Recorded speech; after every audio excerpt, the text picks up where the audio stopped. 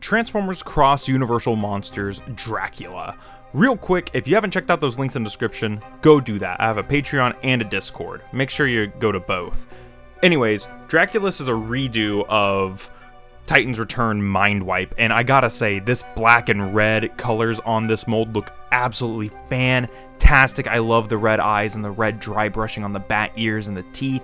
The wings in that sweet blood red, though they're kind of ruined here by these copyright things. The other wing looks amazing, though. I just adore this. From the back, it's really, really clean when you have the cape on it.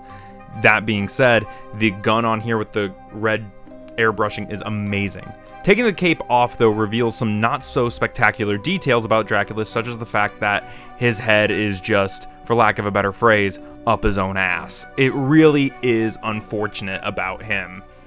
But that all said, he still looks really, really good as a bat.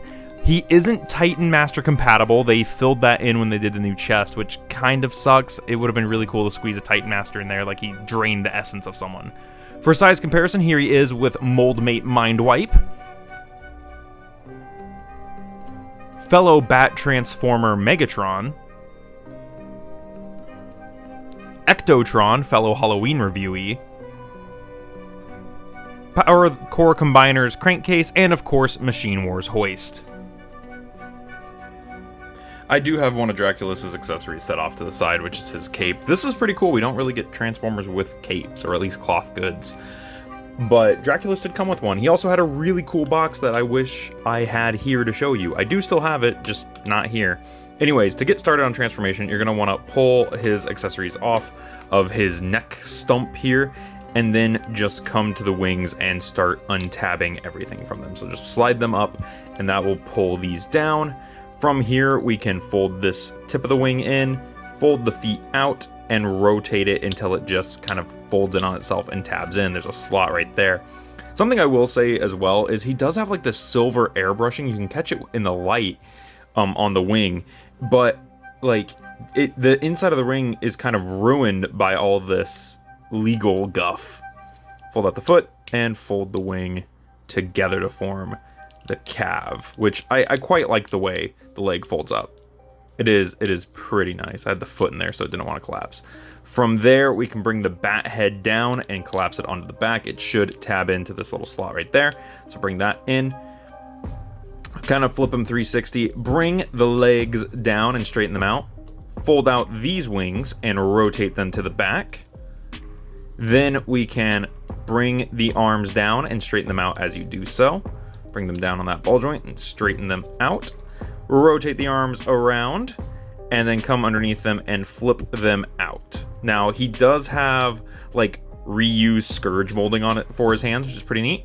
For the final step of Draculus's transformation, flip the head up and there we go. We have Draculus in his robot mode, and what a nice robot mode he is. Of course, we can give him the cape. There's a hole right there along with two other holes right there for his wings and a nub on the back of his head. So you want to slide those two slots over his wings and then take that one nub hole and get that for his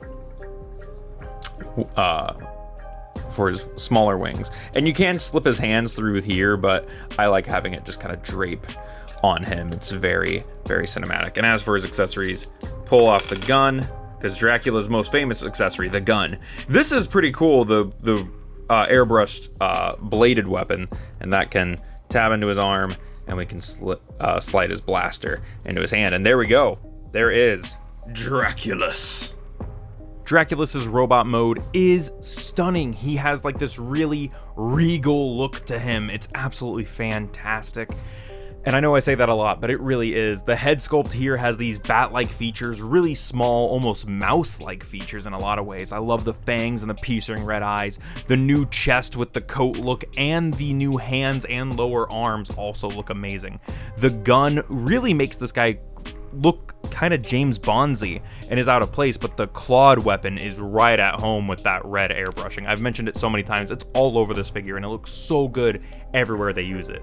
The wings on the back look really nice poking through the cape, and I love the way the cape drapes over him and hides the back. It looks really, really nice. He's no slouch when it comes to posing either. Draculus can get into many poses, and it's all due in part because Mindwipe has fairly solid articulation, especially for when he was released. For size comparison, Draculus is about normal deluxe scale for the time. Here he is with Combiner Wars Laserfire and Moldmate Mindwipe. Obviously, they're about the same size. Here he is with Legacy Leader Scourge and fellow Halloween reviewee Megatron and another fellow Halloween reviewee Ectotron, all for size comparison. I almost forgot, Machine Wars Hoist. Articulation on Draculus is pretty good. Like I mentioned, he is a Titan's Return build, so that means his articulation is pretty up to snuff in terms of modern stuff. He has a ball-jointed head that is pretty emotive, I will say. I think it balls in from the bottom, so like the head is like the ball joint, which is really nice. It usually means the head is a bit more emotive, and it can look left and right. The shoulders are on ball joints, but they're also on these hinges, so you can get some crazy upward movement out of them, as well as getting them really close to that head. That's pretty nice. Bicep swivel, double jointed elbows, which is really nice. And then he just has these hinges at the wrist, but I don't think they're really meant to be hinges. I think they're just supposed to be there. He does have a waist swivel, which I didn't realize was on the Mindwipe mold until this review. Then he also has universal hips, which is nice. They go forward about that far, back pretty unimpeded. They go out very unimpeded. And then he has a thigh swivel. He also has a knee bend, which can get pretty deep. I would say that's about as deep as you want it. He is very strange because like his shins look like they go all the way up, even though his knee is a little deeper in there, so that is kind of nice. And then his ankles can move forward and back just a little bit, and they are cut at an A stance. This was before we really had ankle tilts. But that said, very good articulation on Draculus. All in all, Draculus is a fantastic figure, and if you don't have this guy, I highly recommend him. He looks especially good as a companion piece to Ectotron. I especially think he's going to look amazing next to Frankentron once that goes on clearance, because let's be honest, that's really what we're waiting for on him. But yeah, I really dig these Universal Monster characters, and I dig these crossover figures, and if you're interested in this guy at all, I do think that you can still find him around for pretty cheap, for around 30 bucks, which for crossovers isn't so bad. Anyways, let me know what you thought in the comments below. Make sure to check those description links, and I will see you guys in the next one. This has been Bots Obsession.